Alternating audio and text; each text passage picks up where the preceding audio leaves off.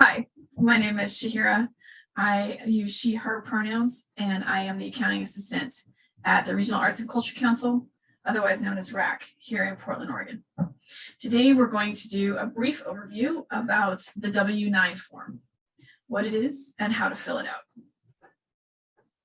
So the W-9 form is a request for a taxpayer ID number and business type, as well as your names and addresses, to help us be confident about who RACC is paying, and also to make sure that we have the right taxpayer ID and business type information when we report to both yourselves and the IRS any payments that we've made in a calendar year that are $600 or more.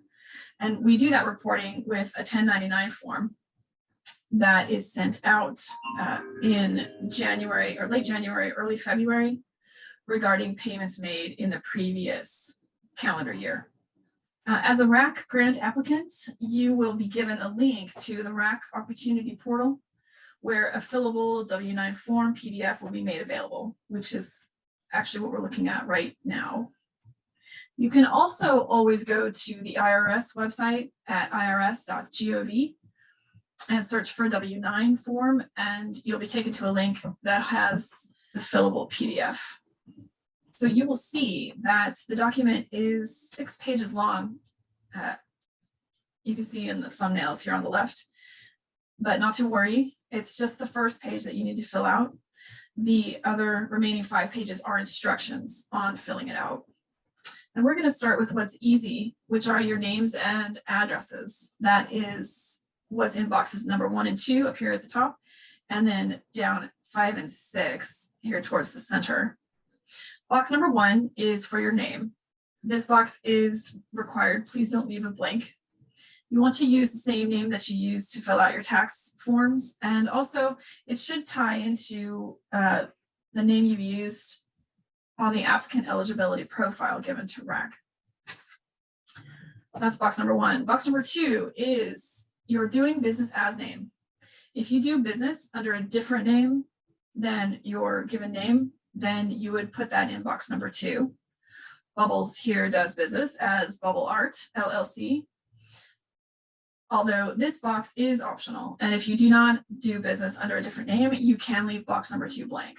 Skipping down to box number 5, this is for your street address and city, state, and zip code. Bubbles is on Lollipop Lane here in Portland, Oregon. PO boxes are also acceptable, although again, it should match up to the address you use on your tax forms and the information that you've given to RACC under your profile. All right, now skipping up a little bit here to this big box, number 3, with a bunch of little boxes in it. This is where you are indicating your business type. Therefore, you will choose only one box. If you're an individual, sole proprietor, or single member LLC, like Bubbles here, you would choose this box here. You could be a corporation, and you could either be a C Corp, an S Corp, or a partnership, and therefore would choose one of those 3 boxes. It's possible you are a corporation that is also a limited liability company, or LLC. Therefore, you would choose this box in this row, and then over in this fillable field here, you would indicate, are you a C Corp, an S Corp, or a P partnership, limited liability company? There's a very small chance that you could be a trust or a state. You would choose that box there. More likely, if you are another type of organization, you would choose this box down here at the bottom. And in this fillable field, you would write what type of business entity you are. Typically, that is a nonprofit that we see here at RACC. Bubbles is a single member limited liability company, so we will choose that box for them. I am going to skip over box 4. It is extremely rare and doesn't apply to individuals at all. If you think that you might be eligible for other exemptions, you can consult the instructions on page 3 in the instruction sheets, or the IRS website, of course, or your tax advisor. So skipping down to box number 7, this too is an optional box. And in this case, we ask that you leave it blank. please don't put in the information in box 7. And we have filled out the requester's name and address. That is RACC's name and address in the requester's field.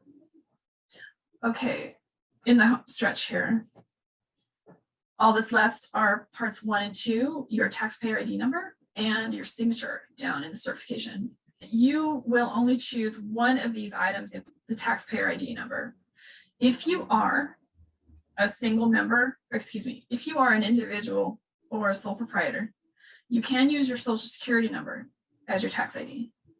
If you are a registered business in your state, however, like Bubbles here, you would want to apply for a tax ID number from the IRS. They will assign you that number, and it is that number that you would actually put in the second option. Lastly is your certification or your signature. You are certifying that the information that you're providing is true and correct to the best of your knowledge.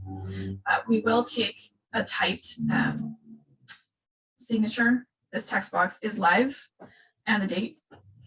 If you are filling this out using the Adobe Acrobat application, it does have the e-signature function that is also acceptable, and it will pop in a slightly cursive typeface signature. That is fine too.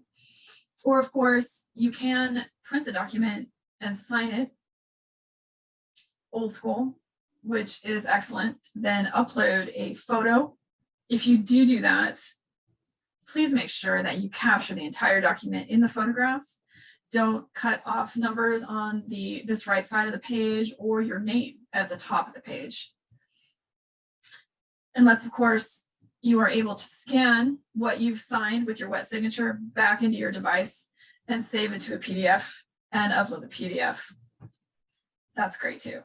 So speaking of saving the document that you've just filled out, you want to go to the print function if you're doing it purely electronically and choose print PDF or save as PDF. Save it with a discrete new name. This will help ensure that what you've entered will remain in the saved document. And that's what you will upload to the RACC Opportunity Portal. So that is a very brief overview of the W-9. If you have any questions, please don't hesitate to send us an email at ap@racc.org. We're more than happy to answer any questions. Also, if you have any comments or feedback on this video or any of the other videos that we're making, please let us know. We're very interested in learning how to better serve you. Thank you so much for joining us, and we wish you the best of luck on your creative work.